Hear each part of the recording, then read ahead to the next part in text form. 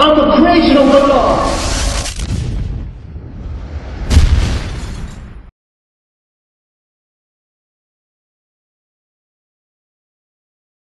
My name is Michael Storms.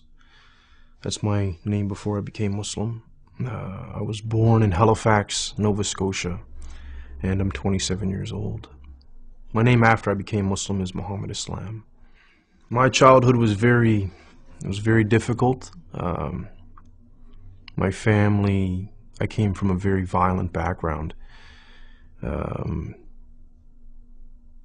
My family are criminals, you could say.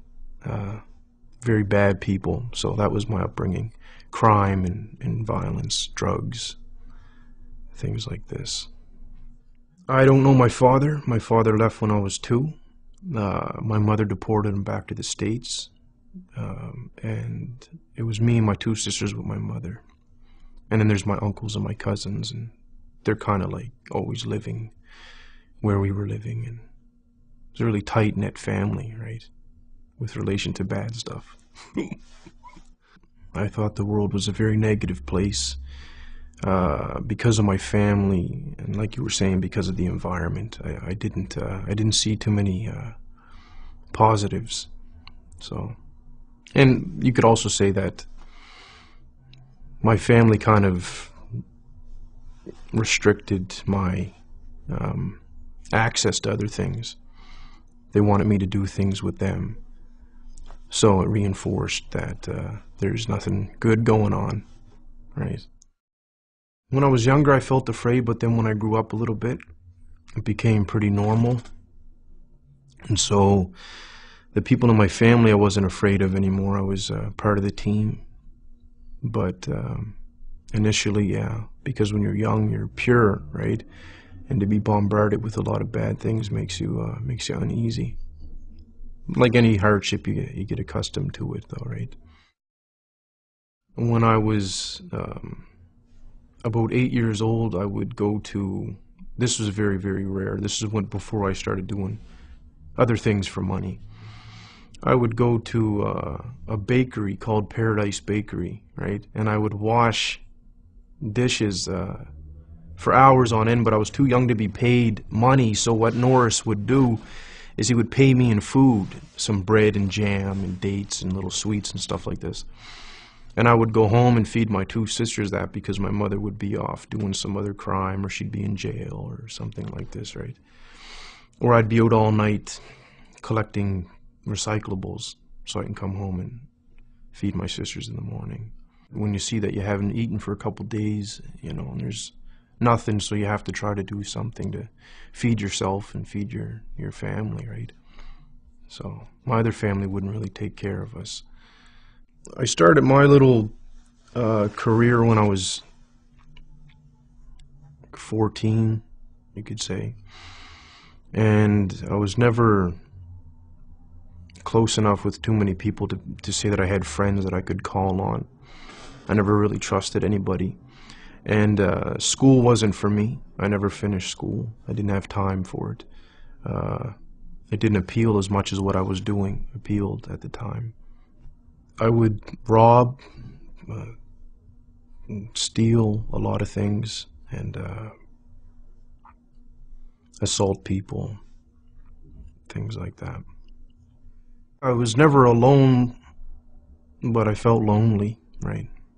So I felt like there was like a void, something missing. I don't even like recalling the past, but it's okay for the interview, right? So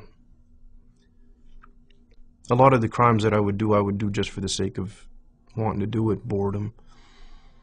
The payoff was like a bonus, but if I wanted, like, for example, steal a car because I didn't want to walk somewhere, I would just take somebody's car. When I was young, I lost all concern for people's feelings and whatnot. The way that I grew up, I felt no one's concerned for my feelings. So if I hurt somebody, I don't care about what they think or feel, or, you know, I didn't care at the time at all.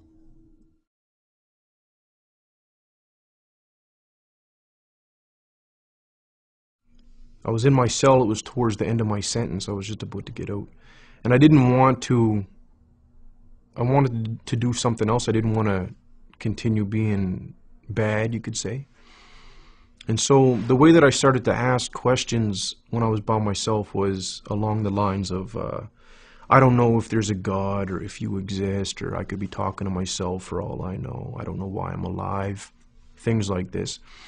But if there's a reason why I'm alive, or if I'm not talking to myself and there is a real creator, as people would call it, can you show me why I'm alive? And then I would just talk and say, for example, I stressed the point that I needed it to be shown to me because I didn't trust anybody, let alone somebody telling me about God, right? I had a brother named Ahmed talk to me about Islam initially, but again, he told me, so I didn't believe him. And he would mention things like heaven and hell, and I didn't believe what he was saying until I had a dream of both the places. And even then I was being resistant. I was, I was like, maybe that was a fluke and this and that, right? I had a dream of the Prophet Muhammad, peace be upon him.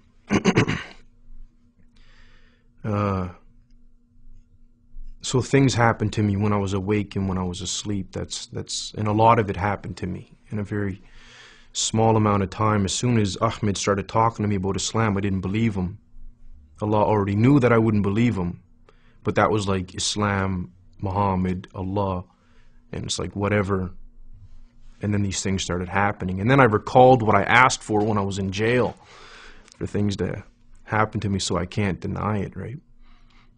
It was very, very difficult.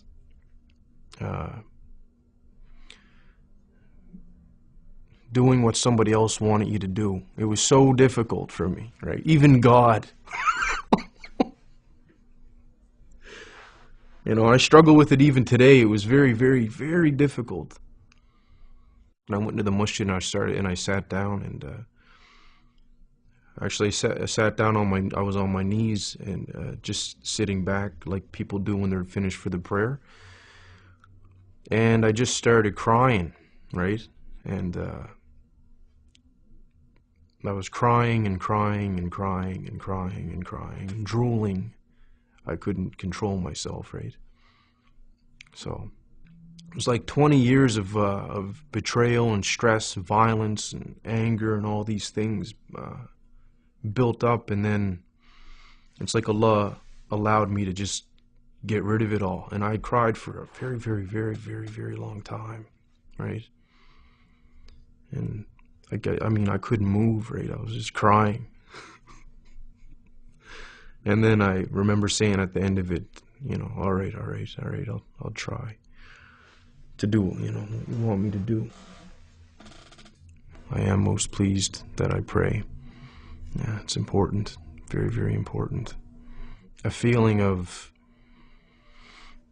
safety from Allah and from His punishment, you could say. That's what I get out of it, like a calmness and that I'm all right for right now until the next prayer comes in or until tomorrow. My future, I see it as positive in the dunya because it's going to be controlled and very simple and that's why, that's my positive future here. Very simple lifestyle, that's positive. Don't hurt nobody. Don't get hurt. Inshallah, if I get forgiven in the next life, that's what makes me feel really positive, right? If I get forgiven, it'll be great, inshallah. Been